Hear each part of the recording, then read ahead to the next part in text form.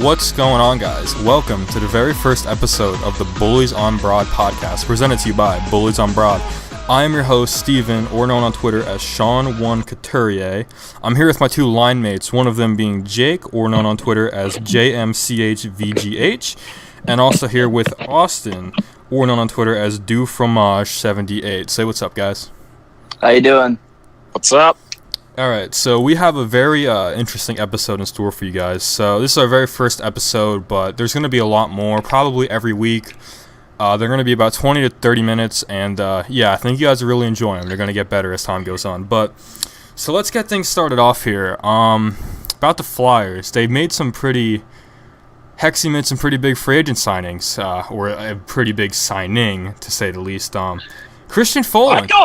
Christian Folin, yeah. Pretty big signing. I'm really surprised. We made he a went couple out, big ones. got in a bidding war, and Hexy walked away. I think he signed someone else. Anyone? Wait, who? What's his name? What did he? Oh, JVR. Yeah, he's back. JVR is back in Philly in the orange and black, and I am stoked about that. What about you guys? Well, I mean, if you think about it, he never really left. Really? You know what I'm saying? He never really left. Never really left. Come on. Middleton, New Jersey. Come on. You didn't tell me to come home for Thanksgiving dinner to go see his mom and pa. No, you're right. Good friends with Claude Giroux. You know he was ready to come back. Yeah. I bet they were in one at his wedding this past weekend. Was he there? I'm not sure. I mean, no, I don't think so. I don't think so. I know Lier wasn't there.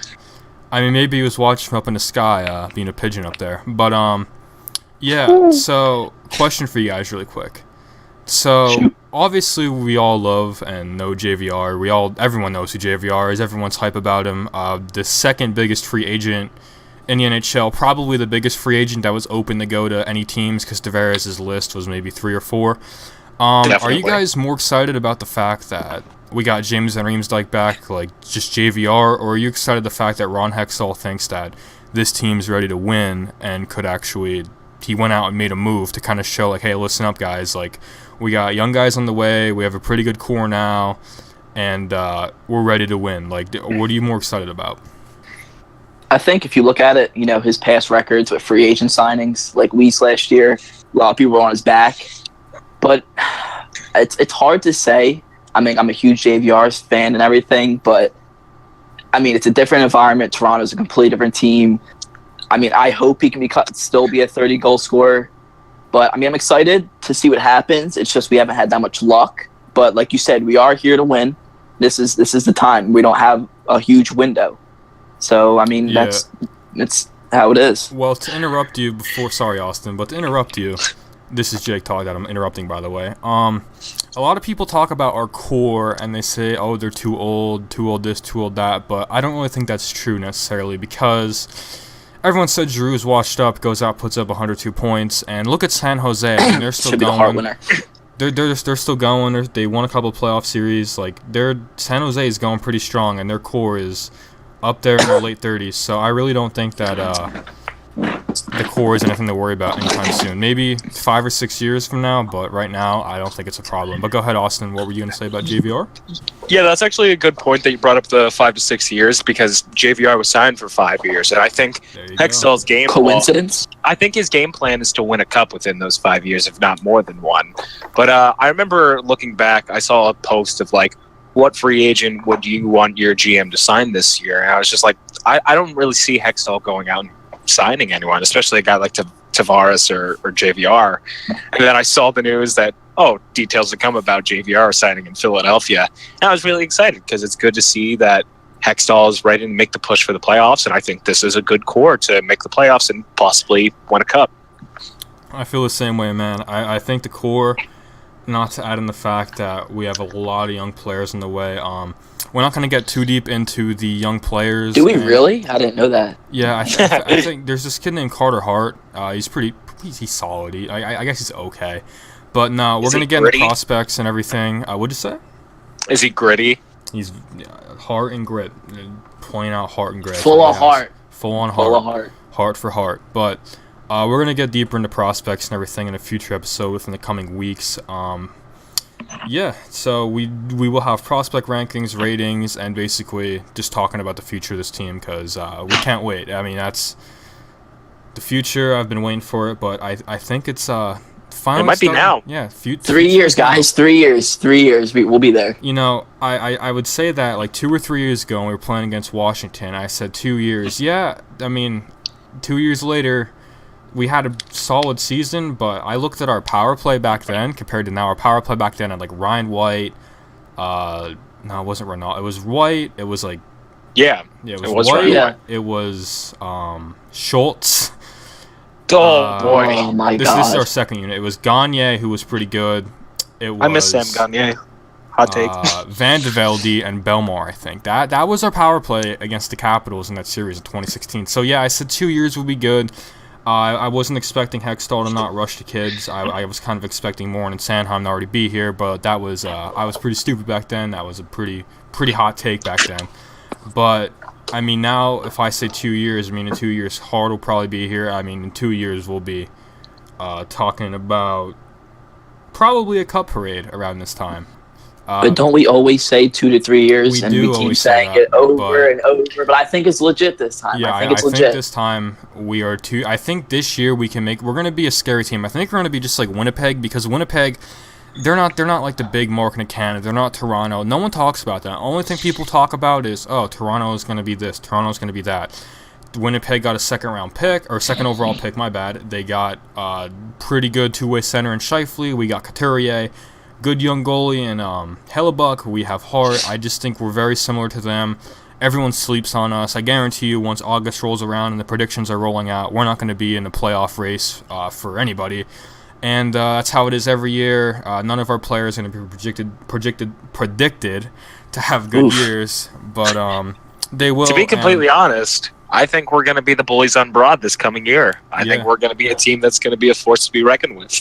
I think we're going to be a scary team, a team that not a lot of people are going to mess with, but in 2 to 3 years we're going to be a complete powerhouse. So that I think it brings us- honestly could be this year. I think it could, but I don't think we're going to win a cup this year, but it's not saying we can't make a deep run, because I think we are more than capable of that. But with saying that, we got to move on to our next topic, which is, this is a fun one, guys, the top 6 this year. I mean, even our top 9 is going to be good, but our top 6 this year, it's scary. I mean, if I was a fan of another team, that is every time these two lines are out on the ice, there's going to be some fireworks going on out there, to say the least. Fireworks. What do you guys think? I mean, let's look at it. Top 6. What are you looking at right now? I'm going to say Giroux, Couturier, Konechny, and then JVR, Patrick, Voracek, right? Exactly. Per se. I mean, I Mhm. guess you could switch. And then look what's behind that. You still have Simmons, who you could still put in your top 6. It's ridiculous. You can just- You still have Michael Raffalo, who's been in the top 6 before, too. Exactly. I mean, But look, hey, let's just be real. Who's our captain? How many points you just come off of last season? Giroux, 102? 102. Was the respect given? None. No. I mean, the way I see this playing out with our top 6 is, they're going to play really well. But the same thing, it's just Philadelphia. They're not going to get reckoned with. I mean, look at what happened. We went on a 10-game losing streak this season. Somehow we still made the playoffs. Did anybody give us any recognition? No, but you know what they did recognize? The team that won on a 10-game losing streak, but not the team that turned it around and made the Yeah, Mhm. exactly. It's crazy how that works out. But honestly, speaking of this in a future episode, I think when we go over our predictions for next year, let's talk points with the top 6. Then we could see who's going to put up how many points. But overall, what we could talk about right now is with this new top 6, probably Sanheim or Myers, one of them definitely up next year, and another one probably call up. What are you guys looking at? What are you guys looking at? Our plus minus is going to be next year. I mean, we lost Filppula, we lost Manning, couple players. Filppula 5v5, I think, was the worst, if not one of the worst players in the league. One of the worst, And Manning, pretty stupid turnovers. AMAC was a little bit better this year, but Still horrendous. Overall, boys, what do you guys think our plus minus is going to be looking like next year? Can I just say one word? Go ahead. Better. Better? Yeah, that's pretty solid. That's all I have to say. Yeah, And honestly, going back to the top 6, when you have Claude Giroux and James Van Riemsdyk as your top 2 left wings, I think you're bound to have a season that's going to be pretty positive in general. Pretty productive. yeah. Just for clarification, last season our plus minus was +8, and that, I mean, it's not good, but it's not negative. So it's not negative, which is good.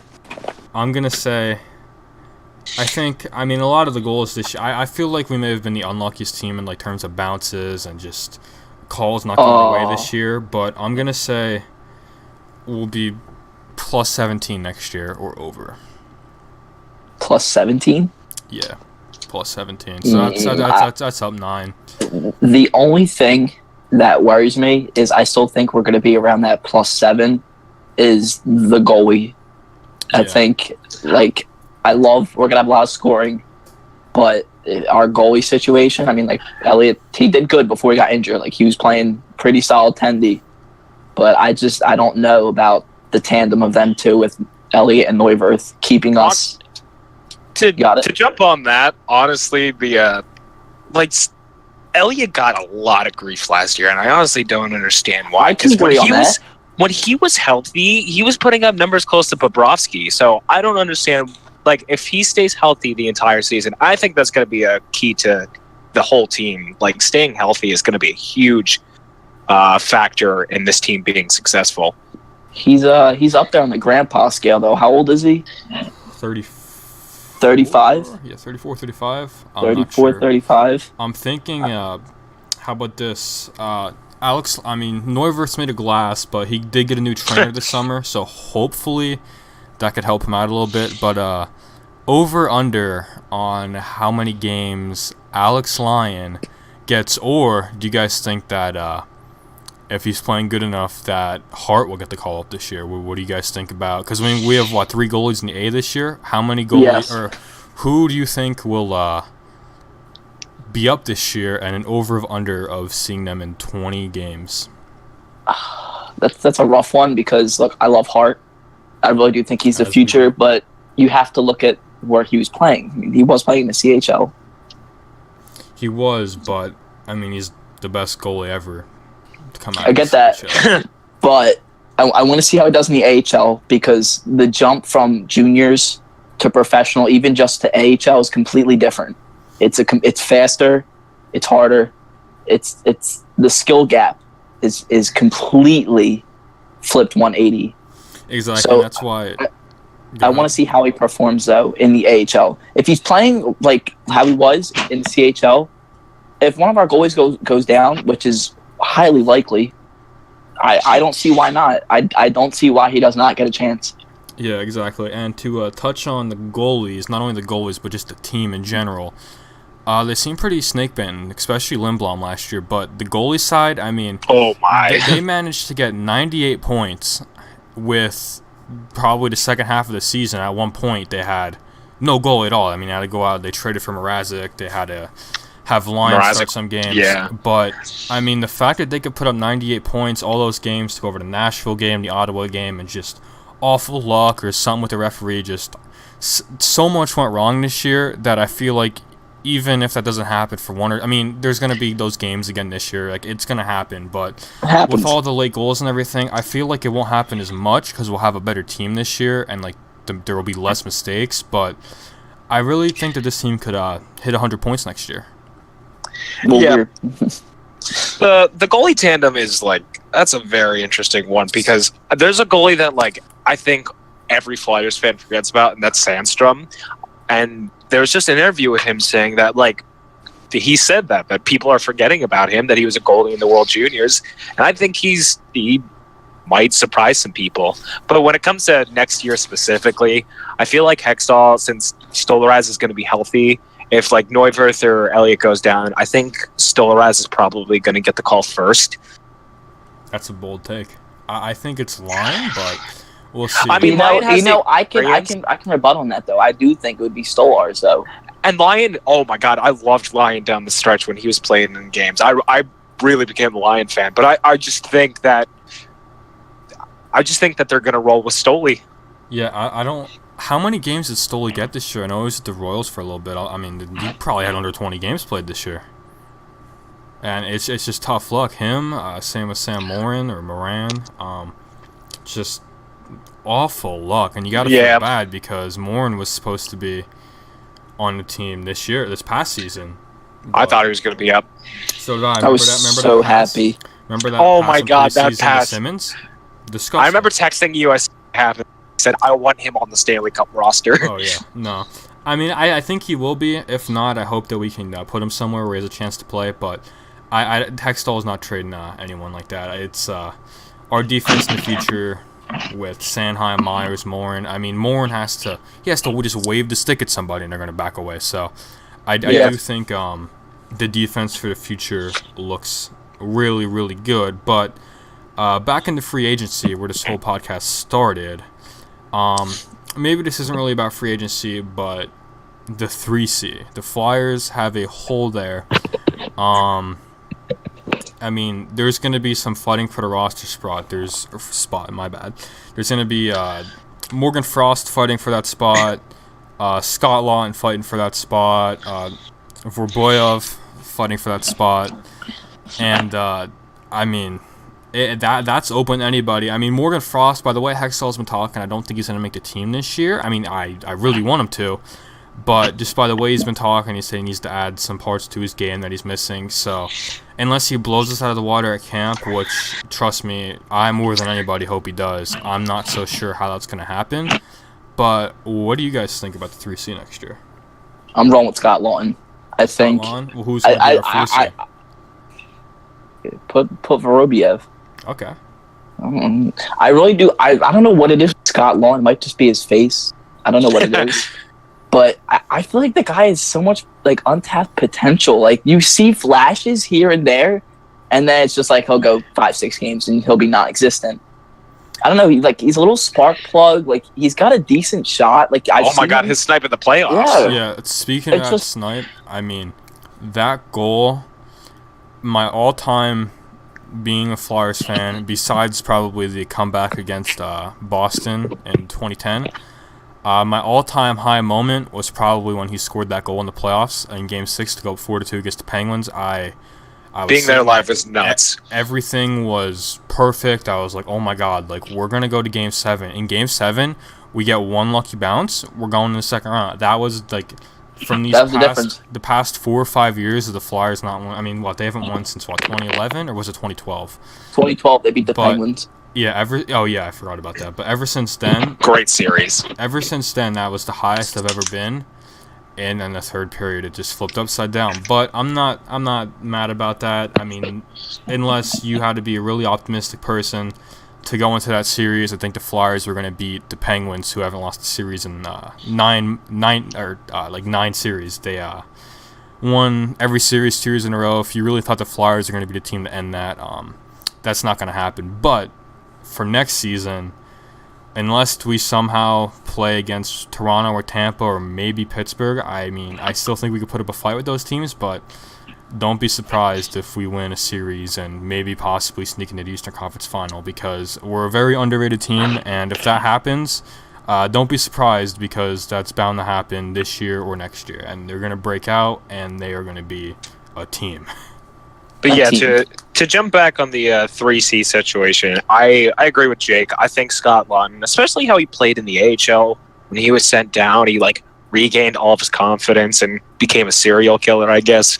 But he looks like one. Yeah, and I think he's going to be a good C, and I think Vorobiev is going to be our 4th C, just because, I mean, that seems like the way to go. But obviously, preseason will dictate that, and who knows what'll happen. Maybe Morgan Frost will get the spot, but then I don't know who's going to be around them specifically, because I think I could definitely see Ruffalo and Simmons being our 3rd line, but then 4th line, do you put Lindblom on the 4th line, or do you put Ruffalo as the 4th line? I'd put Lindblom where Ruffalo is. You wouldn't do that? I saw a post today on Reddit, and the guy was basically calling Lindblom a bust, and I really don't agree with that. I think he was snake bitten last year and got some tough luck, but with Lindblom, with Nolan Patrick, from those two, I think you are going to they're going to surprise a lot of people. You have your Devils fans saying, "Oh, Nolan Patrick's a bust. Nico's better. Nico's better." Nico's not a better player. Okay, Nolan Patrick hasn't. Let's just get that out of the way. Yeah, Nolan Patrick hasn't been able to train healthy in 3 years. Okay, I don't care how many points Nico put up this year. You want to talk about points? Let's see this next upcoming season, because Nolan is easily putting up 20 goals, 20 assists, 40 points. He might hit 50.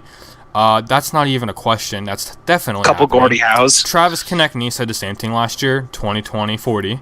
It happened. I mean, it's their first year, not to mention the fact that he had a concussion, sports hernia surgery, couldn't train in 3 years. This next season, he's going to surprise a lot of people. We saw his speed at the end of the season. We saw his shot. We see his passing. We see his hands. He is going to one day be the 1C of this team, and he is going to be an elite player in the NHL. Yeah. So what do you guys think about Nolan Patrick next season? What do you think about Nico Hischier? And also, what do you think about the Devils, speaking of Nico? They went out this last offseason. Or not offseason, but the last trade deadline. They traded a first-round pick, I'm pretty sure, a second-round pick, and a third-round pick, I'm pretty sure. Don't mark my words on that. For what was it? Michael Grabner, and I think there's another player. It was another player they acquired. And this offseason, they have not made a single signing. They didn't do anything at the draft. Yeah, and both the players they traded for walked away. So that's some help for the Flyers right there. The Devils not doing anything. They don't look like they're... I feel like I don't want to say lucky, because, I mean, they did make the playoffs, but I feel like a lot of stuff went right for them, but this next year, I don't see that happening. But what do you guys I'm going to take the jump here, and I'm going to say Carolina edges them out for the playoffs this year. Oh my God. Think, yeah, exactly, right? New management out there.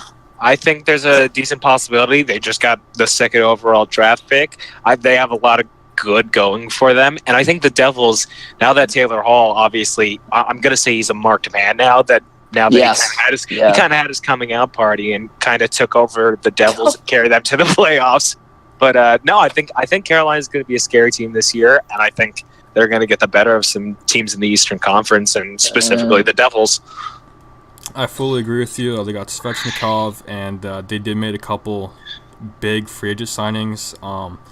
Yeah, I agree with you. I think that Carolina is going to make the playoffs this year. I think I think we're going to see Philadelphia Carolina playoff series. I don't think we will, because I don't think we will either. Have to finish in first place, but that's what I'm saying. That's I'm going super bold here. I mean, I honestly, I do believe. I think the Flyers have it in them to actually come in. I'm not saying it's going to happen, but I think they have it in them to come in first place this year, if they don't have those stupid mistakes and stupid late game breakdowns and try and sit on the lead. But I do think the locks for next year, the 100% making the playoffs, I think it is Washington. I think it's Pittsburgh from the Metro. I think they're the locks, and I think from the Metropolitan, or not from the Metro, from the Atlantic, it is going to be Toronto, Tampa, Boston. I also do think... I think Florida's making the playoffs this year. They got Mike Hoffman. They have a couple really good young guys coming up. And then maybe fighting to get in the playoffs. I think the Flyers have a good enough team that there's no way they can miss the playoffs. I mean, it'd take a major collapse. They lost 10 in a row last year and still made the playoffs. Yeah. And weren't we the first seed for like an hour last year? Yeah, for like a night or two. An hour. We were. And that's after the Super Bowl. And that's what I'm saying. Like, it's very possible that the Flyers can end up in the first place seed. Like, people kind of take that for granted. They're like, oh, man, they only barely made the playoffs, but they really didn't. Like, they We're first place, They for were them, and they legit could be a better team because they got better in the offseason. To lose 10 in a row and finish third in the best division in hockey, and then exactly. Well, you take 5 of those games and you make them a win. That you're at 108 points. Exactly. A lot of people try and say the Atlantic had more points, they're better, but that's not true. I mean, they're playing Buffalo 4 times a year, Carolina 4 times a year. Ottawa.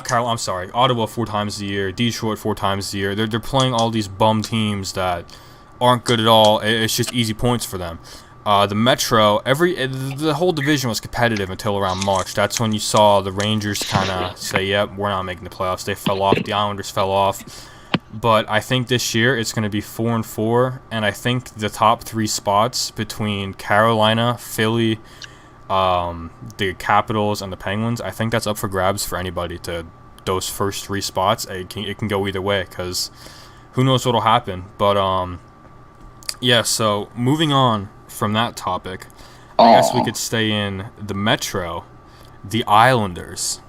What the hell is going on over on the island? Matt Martin's back.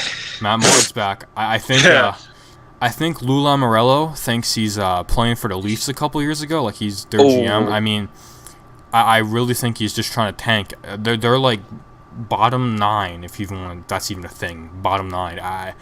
That's like a 4th one on any team. All those I don't know what he's trying to do. He signed like 5 bottom-end free agents. First off, he signed Crosby's product, Tom Kuhnhackl. Wait until you see Penguins fan realize that he is not what he really is. Dude is not what he is. Yeah. What is it? I'm trying to... I just have no idea. It was Komarov they signed, right? Yep. They signed Filppula. They re-signed Hickey. They signed some Russian dude today, and they signed Johnson. I never heard of him. I saw that. So, I don't know. Teams in the free agency, there's either addition by subtraction, which is getting rid of your dead weight. That's a good point. And the Flyers did that. They got rid of Manning, Filppula, Matt Reed, and we're probably going to etch out Weiss and Laterra.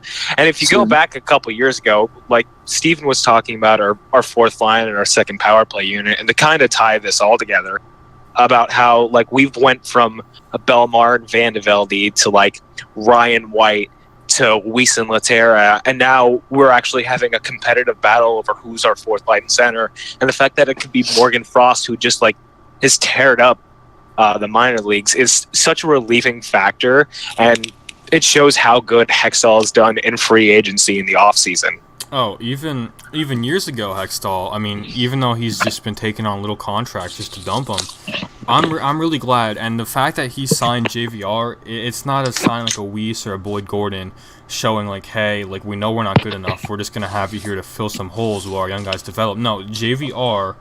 He would not go out and pay this guy $7 million if he did not believe that we were capable of winning right now. Exactly. Gets me happy. But like you said, how we kind of got rid of our dead weight. I think the Islanders have the Islanders did it. Weight.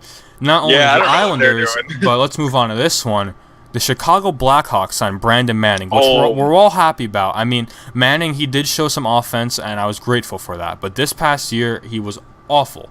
But listen to this one. So the Blackhawks GM, their GM, the guy who won them 3 cups in 6 years, the guy who built the latest dynasty in the National Hockey League, he said that Brandon Manning is a really good defenseman, and he is a late bloomer.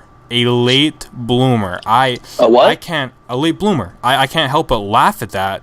The fact that he says he's a late bloomer, and they see potential in him, and I don't know why or how, but they do, and they're going to be very disappointed. But best of luck to him out in Chirac. But I'm telling you, if they put him on the 4th line instead of defenseman, bold prediction, hot take, he'd be a decent 4th liner because he's shown how terrible he is at defense. So if he doesn't have to worry about defense that much, just goes around and throws the body, he has a decent shot. I feel like he wouldn't be the worst thing since sliced bread, but that is a very hot take. But how many hot takes are you gonna have? Christ. I don't know. Yeah, I mean, We're just cooking them up today. I guess maybe one day we'll find out what that's like, but I don't No, care. probably not. I don't care if he's on our fourth line or on our defense. I'm glad he is gone. I'm going to interrupt you right there. I've been a season ticket holder since 2015. I have a signed stick by the one and only Brandon Manning. Oh. Sorry for your loss. Sorry for your loss, buddy. Well, okay. We'll talk about that after the show. But, yeah, so... Oh, I have a really hot take. Let's hear it. At the Flyers Fight for Wives Carnival, Andrew McDonald will have more than one person at his booth. Ooh, I'll have to take you up on a bet. I'll bet you $20. I'll try to go. I'll personally go there. I will personally go there just so we can split that $10. No, cool. I'll be honest here, though. AMAC 2 seasons ago in the 2016-17 season, I've never like needed to see a therapist more in my life over a person than him. But this past season, he wasn't awful. And if you guys haven't heard the story, the one Humboldt Broncos player who is in Philly for treatment, his name's Ryan. I forget his last name, but he's in Philly for treatment. He went to the Flyers Dev Camp, and Andrew McDonald actually offered him to stay in his house and use their car and everything. And that's a very classy move. I mean, that's the kind of guy I want in my locker room. The players like him. They made him the assistant captain, not Hackstall. So everyone's bashing Hackstall. It wasn't his choice. The players like him. The young kids like him. Look at how our defense has turned out. Robert Hagg, no one thought he was going to be anything. He's great defenseman, very underrated. Missed him in the playoffs. Yeah, Ivan Provorov's been tearing it up. Same with Shane Gostisbehere. Future Norris winner. And they've all been playing with Andrew McDonald. So obviously they like him in the locker room. He's doing something right, and he may not be the best player on the ice, but it was a class act by him to offer Ryan that, and I really do. He's the type of player that I want around my young kids, players, so they can grow and learn. And I want them to learn from him. Again, maybe not the on-ice skill, but it's the off-ice stuff that really matters. And if he's keeping that locker room together and getting us into the playoffs, I mean, I can live with the rest of his contract because he really wasn't that bad this year. And yeah, definitely. Yeah, I mean, if there's any player that I would want a roster spot like him taking off or him being a seventh man, it would be Gudas. I mean, I'd love to see Myers and Sanheim both on a team this year and have a defense looking like maybe Gostisbehere, Provorov, maybe Sanheim, Hag, and Myers, McDonald, something like that, and then Gudas at the seventh. Hag. I would love that. But yeah, so class act by Andrew McDonald, and I'm pretty glad he did that. It's a great story. Yeah. But yeah, so the Blackhawks think Manning's a late bloomer. The Islanders took Filppula, and the Flyers added Christian Folin and James Van Riemsdyk. So this is probably the most successful free agency that we've had in years. I mean, this is I can't tell you how excited I was. Jake was at the boardwalk. I called him. I think that I've never been that excited in my entire life. But let's move on. Wait, we're just gonna act like we're not gonna talk about the best signing we had this offseason? What was the best signing? Folin. Are you serious? No, I know. We mentioned at the beginning of the show. I mean, he's a great depth defenseman that I just completely left out. We signed him to be the 7th D-man, and I just completely left him out right there because I forgot he existed. Cup experience? Cup experience. I think he does. Right? But got connections with Hextall, probably. Yeah, but I think he'll be solid. I mean, I hope he doesn't play. I mean, I think he's gonna be like Oduya last year. Don't mean to say I hope he doesn't play, but I think he'll be like Oduya. What I meant to say was I don't want him to take a roster spot away from Myers or Sanheim. But okay, to move on from that topic, or Haig. Yeah, that's true, but he'll be a lock. But to move on from those topics and to move back to free agency and all, not free agency, but James Van Riemsdyk specifically. The Flyers Powerplay 1 has been one of the better power plays in the league the past couple years. It's usually like top 15. It's been great the way it is. Peter Laviolette created it. It is inconsistent. It's there you go. They'll score like a goal in 5 games and they'll go 20 power plays without scoring, but it's always been a matter of depth because once that second unit comes out, it's always like, oh, great, like nothing's gonna happen here. Like, exactly. Might as well rag the puck and cycle it around the zone just so they don't the other team doesn't get a short-handed goal.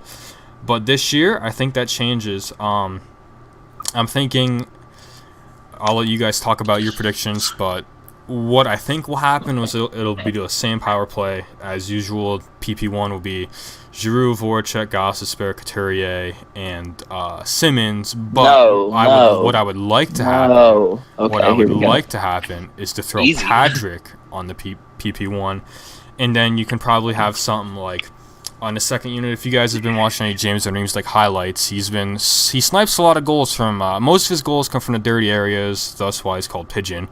But a lot of goals do come from out in the blue line as snipes, and I think if you threw him, Simmons, and Konechny out there as the forwards, and maybe Sanheim, Lindblom, Provorov, Lindblom, or Provorov, Sanheim back on the point, I think that's a deadly power play right there. What are your guys' predictions, and what do you think? We have not had a legitimate power play 2 in how long? Well, now we do. So now we actually can expect some second, I guess you can call it a line, some second line scoring from them. I mean, past years, majority, I'm going to say like 95% of it's come from our first power play. So now I think those numbers could be increased, like the percentage on how well it is. And I mean, I'm excited for it, yeah, but it's going to come with some bumps, like every other thing. It's not like a gelled group like our first group, because they've been doing it for how long? I agree with you, and a lot of people are complaining, saying that JVR can't kill penalties, he can't play defense, but guys, he's not here to play defense. He's here to score goals and be out there in the power play and pot those dirty goals. That's what he's here for. He's here to score 30 goals for us. He's not here to play defense. Austin, what's your take on the power play? All right, so second unit, I think I'd love to see a little bit of competition between Lindblom and Jordan Wheel. I don't know what happened to Jordan Wheel, because I was clamoring for him to get the call up, and as soon as he did, he played exactly how I expected him to. He was like lighting it up, and then this past season, after like the first quarter of the season, completely fell off, and I was super disappointed with his play. And who knows if he's even going to make the roster next year?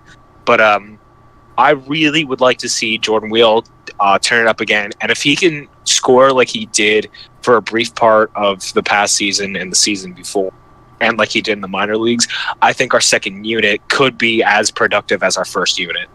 I agree with that, and I think Wheel could sneak onto that unit. It's a very good problem to have when you have guys fighting over your power play unit. It's a good problem, exactly. Very good problem to have. We haven't had this problem in years, but Wheel kind of came from out of nowhere and tore it up. I mean, who knows?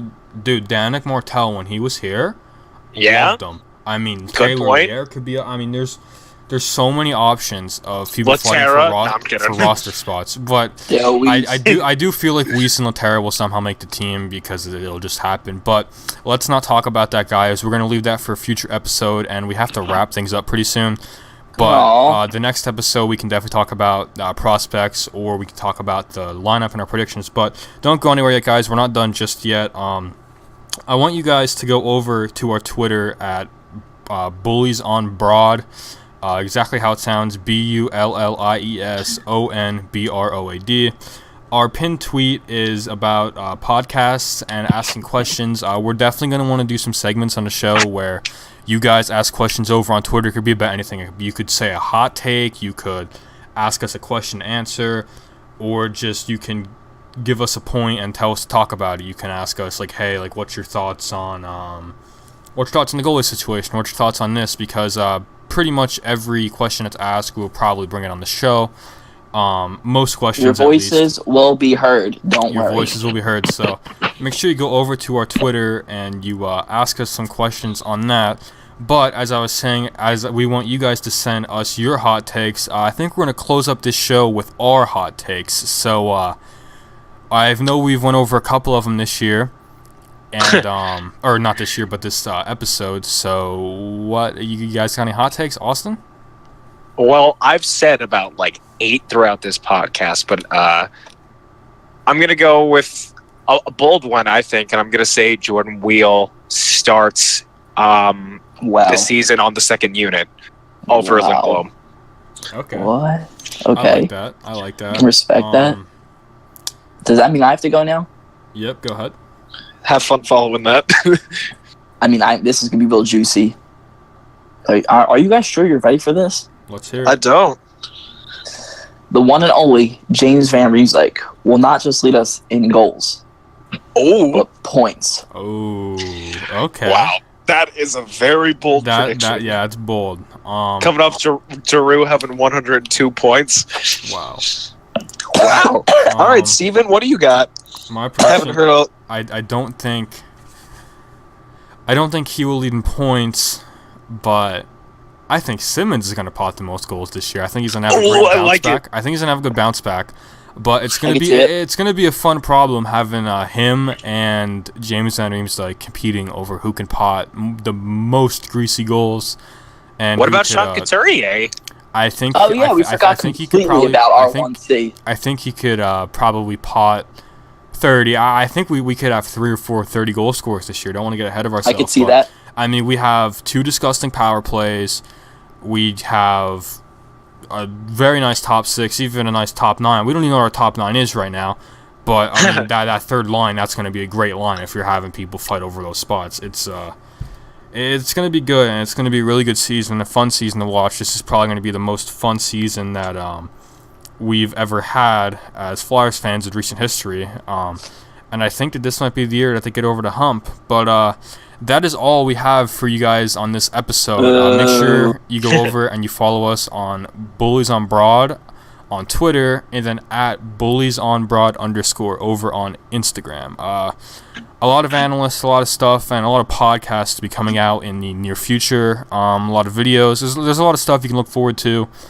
But yeah, give us a follow over there. Give our personals a follow again, as I'll go over them again. My @ on Twitter is Sean1Couturier.